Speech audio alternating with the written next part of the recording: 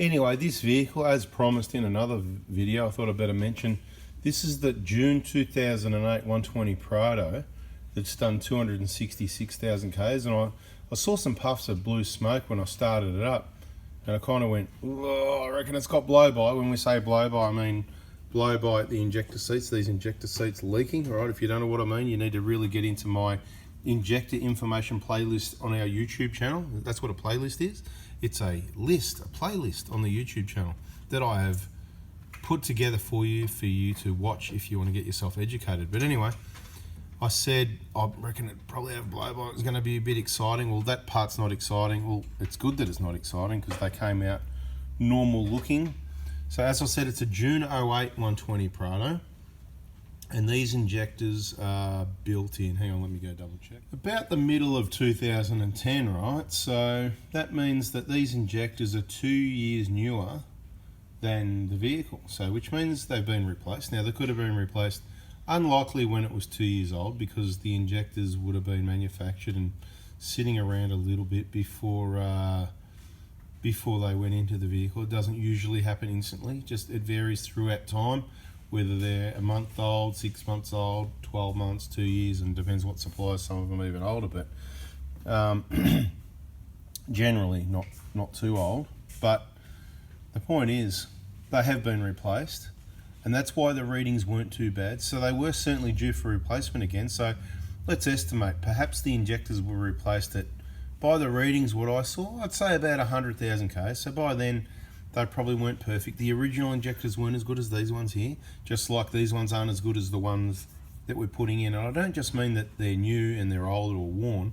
I mean the original brand new genuine injectors that were in the engine before these ones went in weren't as good as these ones.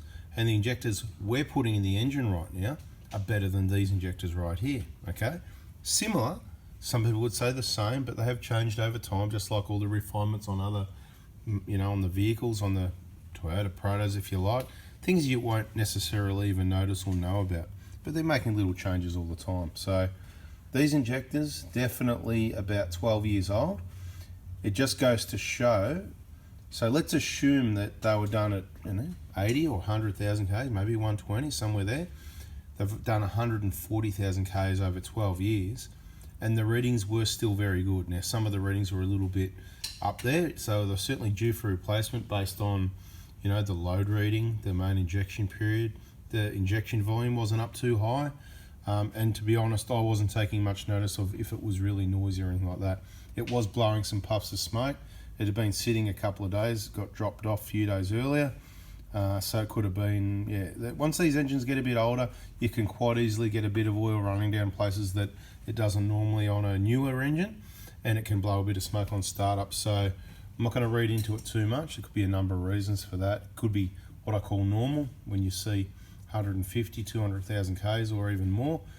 That can happen just with an overnight sit, but with a vehicle sitting for a few days, a week or 2 or 3, it's almost certainly going to happen even more, particularly if the vehicle was driven and the oil was nice and hot when it was parked, because it's really thin and more likely to run down and go places that it wouldn't go compared to a cold start where you just start the engine, move it around for 30 seconds or a minute and then switch it off, for example.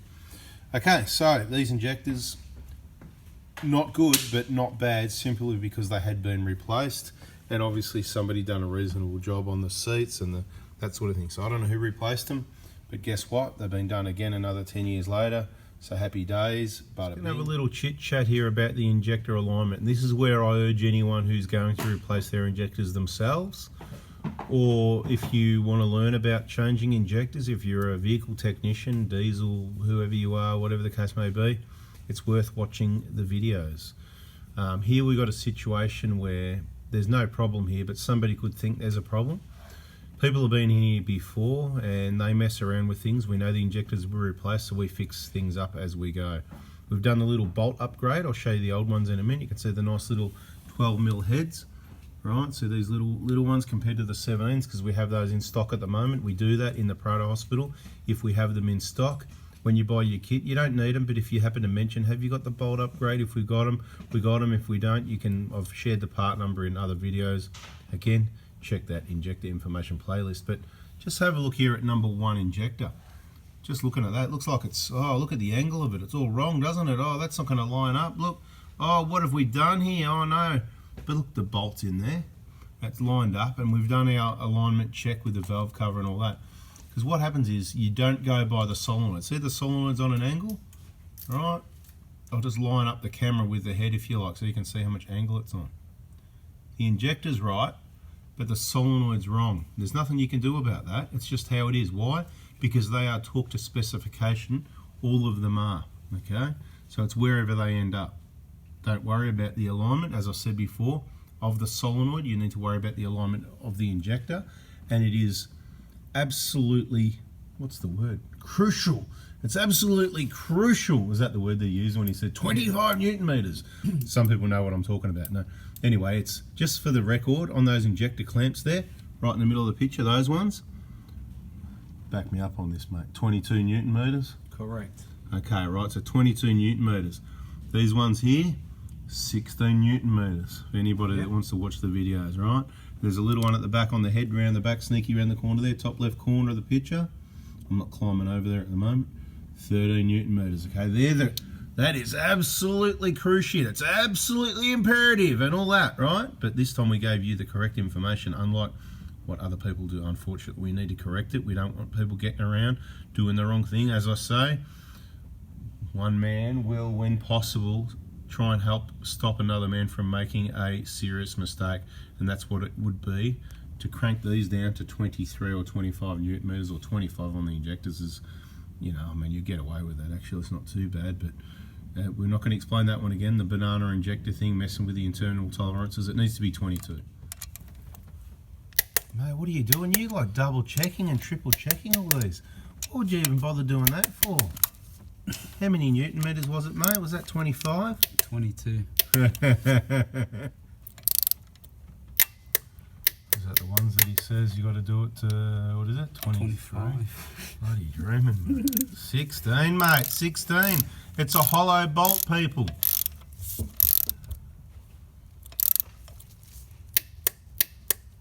Mate, you're sloppy, mate, in the video. You're sloppy. Come on, make it look good. Stop being so sloppy. You always do your best work when you're not on camera. What do you want to say something to? I think you had too many beers last night. How many beers, mate? How many beers last night? That could be the problem, mate. You guys, you want to watch it, which night's too many beers, mate, and we're getting a bit sloppy. Beautiful. Yeah, I'd just say they look like they all went to 16 to me. Happy days. And don't forget that one at the back, always lucky last, down to 13. Okay. So what's this one? 23 as well, wasn't it? 13. 13? You sure? The guy in the video said 23, mate. So he's telling everyone double. Man, the engineering of these vehicles must be good to put up with people's mistakes like that.